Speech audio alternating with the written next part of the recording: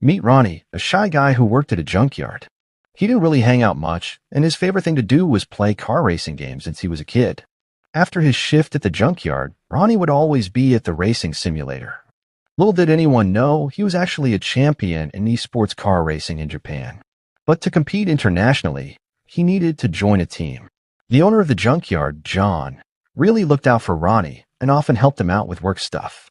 He also knew that Ronnie was a pro at racing games. He thought about introducing Ronnie to Jenny, the owner of a famous drifting club in Japan called Alive Drift Club. This club was well respected and had some top-notch racers, including Tony, the owner. The club even had a legendary mechanic named Roman. And as luck would have it, the club was on the lookout for a new racer after Tony had to retire due to an accident. Ronnie thought this was his chance to join an esports team and didn't hesitate to accept the offer. Jenny was thrilled and took him to meet the rest of the team. When they arrived, Ronnie was totally puzzled to find himself on a racetrack, but after Jenny explained, he realized that this was a chance to actually race a car for real, not just play a game like he had thought. Jenny wanted to see Ronnie's drifting skills, but the problem was that Ronnie had never even driven a real car, let alone drift. Eventually, Jenny showed him how to do it. Ronnie, who was in the passenger seat, was totally shocked because this was his first time in a real racing car. Jenny then told him to give it a try himself. Even though he was nervous, Ronnie still gave it a shot. At first, he drove like he would on a regular road. Jenny started to doubt him, but Ronnie asked for another chance. He tried to drift, and even though he messed up a lot, after a lot of trial and error, he finally got the hang of it. Jenny was really amazed at Ronnie's fast progress. She immediately invited him to the club headquarters to meet the team. Tony, the owner, was chatting with Kent, the team's racer, at the workshop. Ken was being looked at by a lot of teams, and he was pretty full of himself. He asked Tony that he wanted a big paycheck. This really ticked Tony off because their team was struggling financially. Jenny was totally ticked off with Kent's attitude, so she quickly told him that her team had already found a new racer and asked him to leave. But when Tony found out that the guy Jenny brought was Ronnie, a video game player, he totally flipped out and thought it was a crazy idea to recruit Ronnie. He didn't think an amateur who had never raced for real could be on their team. Jenny was super bummed to hear her dad, Tony, reject Ronnie. When Ronnie heard what Tony said, he wanted to show off his skills in front of him. At first, Tony said no, but Roman, the team's amazing mechanic, talked Tony into giving Ronnie a shot. After some convincing, Tony finally agreed. He let Ronnie use Jenny's car with some tweaks by Roman. Ronnie practiced on his simulator to make sure he was prepared. The next day, everyone met up on the track for the test.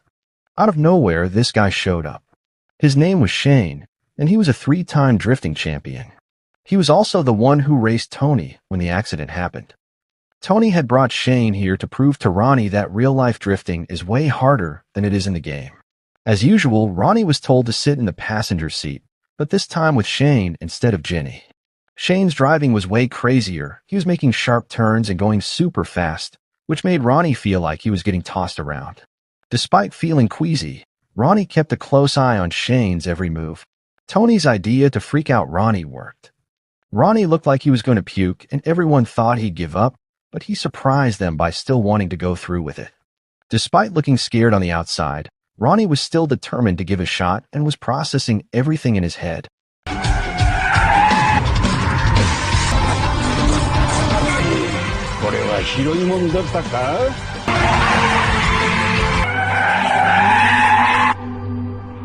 Ronnie got behind the wheel, and at first, he didn't really catch anyone's eye. But soon enough, he busted out some awesome drifting moves that blew everyone away. It turned out Ronnie had a knack for quickly picking up on and copying his opponent's moves. He could adapt on the fly, like racing was second nature to him. Shane was inspired by Ronnie's talent and jumped into the race without thinking twice. He kept pushing Ronnie at every turn, trying to throw him off, but Ronnie stayed cool and focused, driving with confidence. That night, the team threw a little shindig to welcome Ronnie. It was the first time Tony recognized his skills. In that instant, Ronnie felt like he was part of a new family. He was really thankful for the team accepting him. The next day, Ronnie started getting his body ready for the big race. Roman made adjustments to the car, while Tony trained Ronnie both on the actual track and with a simulator. Everyone on the team put in the work to reach their objectives. The toughest part of the training came next. Ronnie had to nail down a super specific drifting technique, which was a big deal for the drifting assessment. At first, Ronnie struggled with it, but with some serious hustle and his knack for picking things up fast, he started to nail the technique and even impressed everyone. He managed to conquer the training in just one day. After getting ready for everything, Ronnie was finally ready for his ultimate challenge, racing on a real road. This test took place on a twisty road up a steep hill, meant to really push his mental and physical abilities. He put all the techniques he learned to the test and had to really push himself to the limit. The team's main ride, a Nissan Silvia S15, had finally been tuned up by the trusty mechanic Roman. With the car finally ready to roll, the team was all set to compete in the Drift Challenge Cup, the big event they'd been itching for. This tournament was stacked with skilled young racers, and the top dog and MVP would score invites to the International Drift Championship. Ronnie was in the mix, but Kent was too, repping a fancy drifting club that wasn't afraid to splash the cash to come out on top. People were really curious about these two participants, Kent, a former junior class drifting tournament champion, and Ronnie, Japan's racing simulator champion, who was trying out real-world drifting for the first time. Everyone was excited to see who would come out on top on the track. In the round of 8, Ronnie had to race against Kent. The race was split into 2 rounds, and they would swap positions in each round. In the first round, Ronnie was in the lead and Kent was trailing behind him. Ronnie was really showing off his racing skills, smoothly maneuvering around the track. The judges and commentators were really impressed with his performance. Meanwhile, Kent was getting more and more frustrated because he couldn't keep up with Ronnie's skills. During the second round, Kent was the one in the lead. He ended up pulling a sneaky move by slamming on his brakes out of nowhere, catching Ronnie off guard and causing him to slow down. Ronnie was trying to catch up but ended up losing control and skidding. He didn't hit the barrier, but his race had to come to a halt. It was Ronnie's first time in a real drift race, and he didn't expect dirty tricks to be pulled. He was disappointed in himself, but his team still had his back and gave him encouragement. Ronnie was feeling down after his loss, but then he got an awesome email. He got into the esports racing team he always wanted. Jenny saw the message by accident and felt conflicted. She wanted Ronnie to stick with her team, but she also knew his dream of being a pro esports athlete was huge and this was his big chance. Ronnie's in a tough spot too. Almost crashing in yesterday's race has got him second-guessing if he should keep racing. He's feeling like a failure and not good enough. But then Tony came and told him it's okay to be scared. What matters was how he deals with that fear. That was the key to success. Fortunately for Ronnie, he snagged the MVP title in the last competition, earning him an invite to the super fancy International Drifting Tournament in Japan. This tournament was no joke. All the top racers from different countries were there, including Shane, who had been the champ for 3 years in a row. As soon as the tournament kicked off, everyone saw that Ronnie seemed unsure and weighed down. He took a moment to gather himself, and Shane, noticing how he felt, couldn't help but comment. He told Ronnie that someone as talented as him shouldn't be afraid of losing. It made sense to be worried, but the important thing was to keep pushing forward despite the fear. Ronnie felt like those words hit him hard. They really fired him up. Slowly but surely, his confidence started coming back. It made him realize that he needed more than just skill to succeed in racing. He also needed determination to tackle any challenges that come his way. Ronnie was all fired up and ready to show off his skills to the world. His first race in the tournament was against a big shot in the drifting world who had taken part in international championships. He knew it wouldn't be a walk in the park, but in the first round he managed to take the lead. Even though his opponent was right on his tail, Ronnie kept his cool. He remembered all the tips and tricks he'd learned and stayed calm and steady in every turn, despite the intense pressure. During the first round, both of them had almost the same number of points, but Ronnie proved that even though he was young and just started out as an amateur not too long ago, he could give his more experienced opponent a tough competition. Everyone was watching, and the winner would be determined in the second round.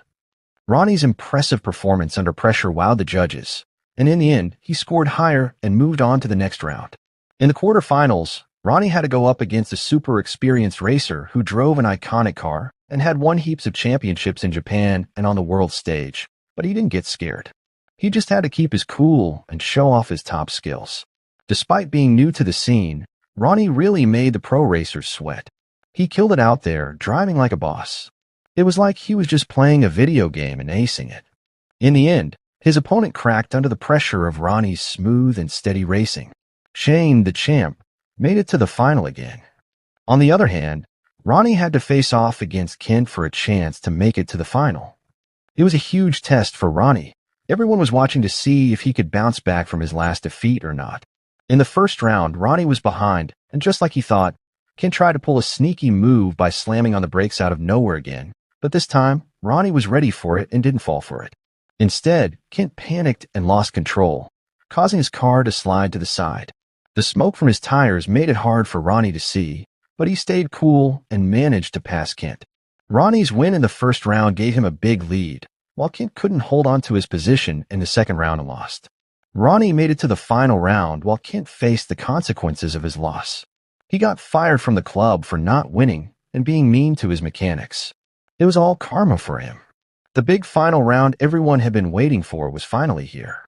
It was a showdown between Ronnie, a new guy who raced like Shane, and Shane himself, the champ for the past 3 years. Tony passed the communication device to Jenny, who's got a big job ahead instructing Ronnie. Ronnie was pumped up and ready to go for the final. As he stood at the starting line, he thought about all the hard work it took to get there, from meeting Shane to now. The final was more than just a race. It was about showing what he's made of. The crowd and the judges were all super excited to see what would happen. The race finally kicked off and Ronnie took the lead with tons of confidence in the first round. He was nailing every corner while Shane was right on his tail, almost touching. The intensity was through the roof right from the start. Despite Shane's skills as the defending champ, Ronnie kept his cool, but eventually Shane pulled out the win in the first round. In the second round, Ronnie had to catch up to Shane's score. When the race started, Shane took off, but Ronnie kept up with him. He even started making aggressive moves like he knew the track as well as Shane. The crowd was shocked to see a new guy keeping up with the pros. Ronnie ended up winning the second round. Everyone realized he was just as good as the seasoned racers. Nobody expected extra round in the tournament, but it had to happen to decide the winner. Everyone stuck around until night to watch the match. Ronnie and Shane were all set. It didn't matter if the racers were a beginner or a defending champ. Everyone just wanted to win. The race finally got started. It was getting pretty late, but both Ronnie and Shane kept pushing the car to go faster and faster. Shane tried to get closer and take a tight turn, almost bumped into Ronnie, but Ronnie stayed focused and took the turn perfectly, pulling ahead of Shane. At last, Ronnie was the first one to cross the finish line. The crowd went wild as he claimed victory. Ronnie was officially the new champion. Shane, despite losing, was happy with the race, but Ronnie was ecstatic to have achieved his dream. A couple days after the race, Ronnie decided to leave the racing world and chase after his new dream of joining an esports team and competing internationally, but he didn't want to just bail on his team, so he asked Kent to join the team back because he improved and learned from his mistakes. Jenny was bummed at first, but she started to come to terms with Ronnie's decision and kept cheering him on from a distance, keeping up with his latest updates.